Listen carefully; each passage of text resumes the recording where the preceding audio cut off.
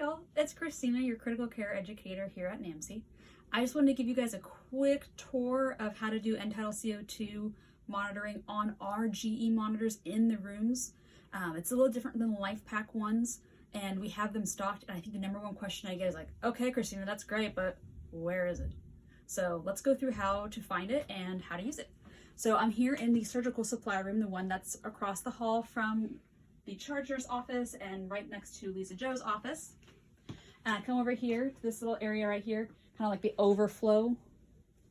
And I see a couple things. This is our adapter that we're going to need to plug into the monitor. You just need one piece. You don't need any extra cords. And then, based on what your patient is doing, whether they are CPAP, BiPAP, or intubated, or they're on a nasal cannula, we're going to grab the appropriate things. So if they are CPAP, BiPAP, or intubated, they're going to get this adapter here. Notice it just has this tube right here, and it lives right above the actual module. Right below it is the one for your patients who are not those, who can just use a nasal cannula. And that's what we're going to grab for this scenario. All right, y'all, so now we're in a patient room, a traditional ICU patient room. There's no patient in the bed here, no HIPAA violations here. And we have the supplies that we gathered in the supply room. So first, I'm gonna take my adapter, and it has the regular end that we plug into everything. And I'm gonna put it over here. Just any of these ports will do.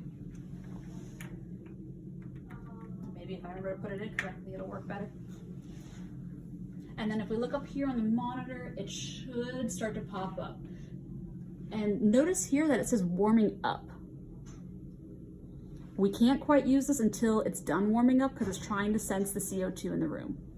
And I also need to plug in my CO2 detector device. So in this case, I'm using a nasal cannula. Open this guy up.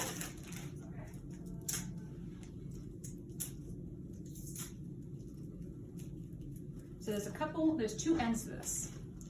You've got one end, if your patient needs some oxygen, you can plug this into your Christmas tree on the wall.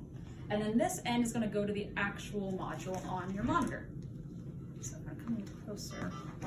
Notice here, it's just gonna click right in. Done. And now my monitor still says warming up. So before I apply it to my patient, I'm gonna let it finish warming up.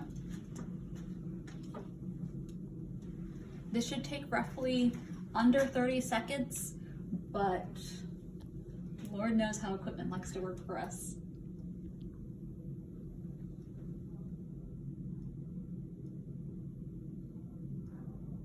There we go, apnea detected. So now I'm gonna apply it to me.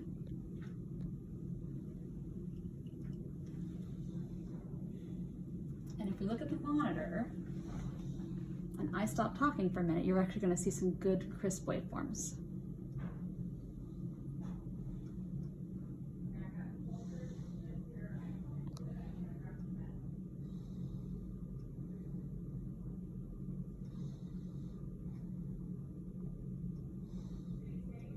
So now we see these good waveforms here. We know I have good breathing.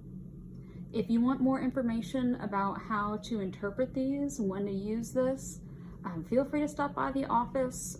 We also kind of go into it a little bit on our other video regarding the LifePak and using it during rapids and CPR.